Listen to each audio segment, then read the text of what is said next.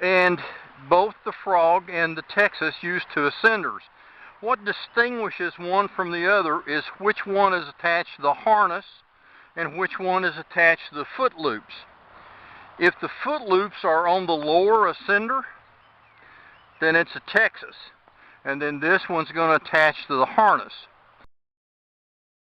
Okay, I'm going to set up a Texas, so that means I want my foot loops on my lower ascender, and my saddle will attach to this one. So these are some more or less ad hoc foot loops, and they may look kind of long, but that's about right. Let me show you something about that. If I put these on the ground and step on them, you'll see the carabiner comes to about my waist, and that's a good starting point. Then you can play with adjusting it. Let me show you what I've got here. I'll get up a little closer so you can see it.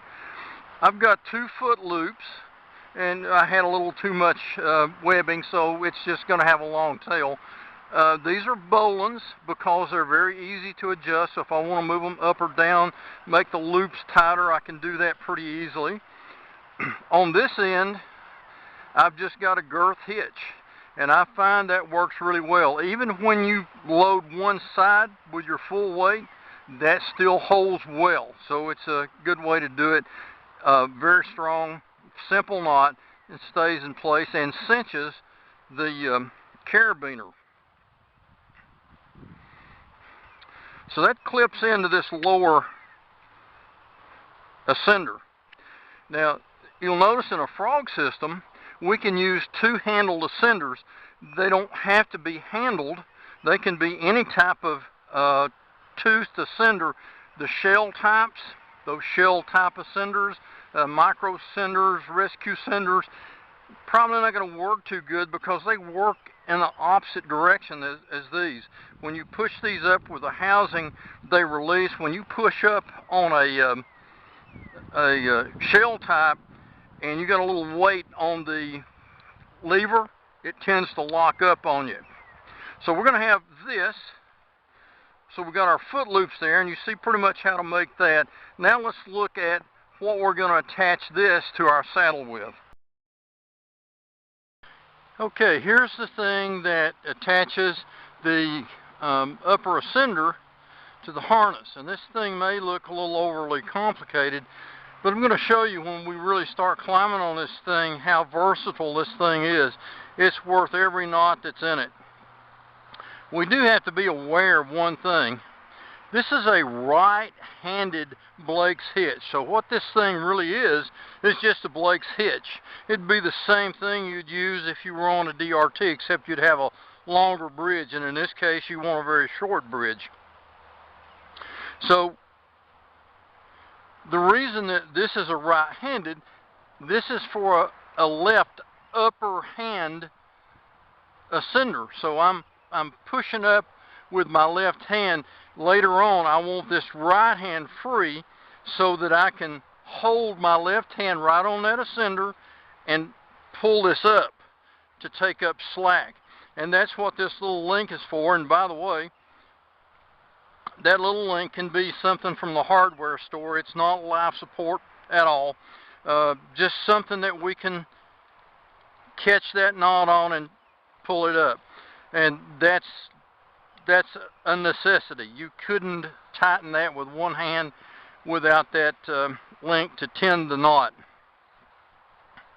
Now, I like to have my right hand here, so I'm going to use the opposite ascender, and it's going to look like a mirror image.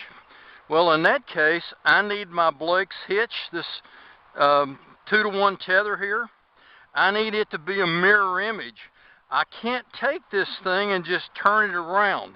That makes the hitch backwards, and it does what we want it to do, but the hitch is not oriented correctly. So when I tie this, and I'm going to show you how to tie this in just a second,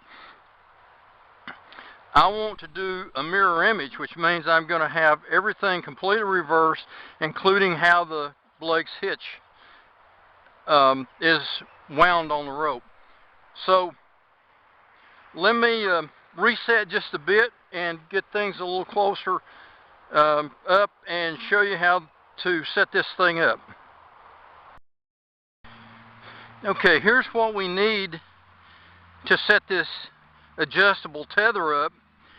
We need a carabiner to connect it to the ascender, and you can use a screw link here, but if you do, you need to be sure it's life support rated.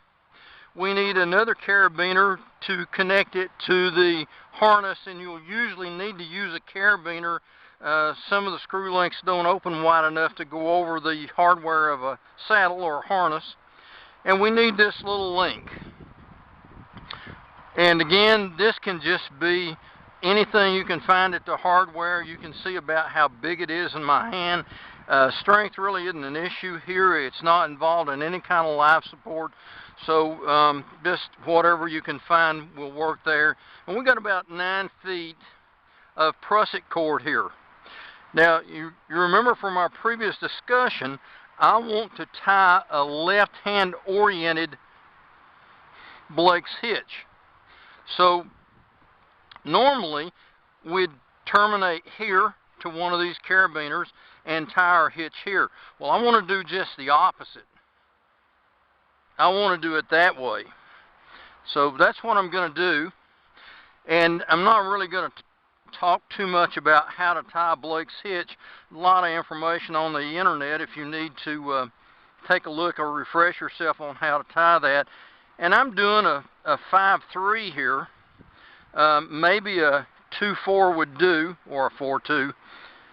I just have always done the 5-3s for this, and they've worked well, so if it works, I've continued to use it.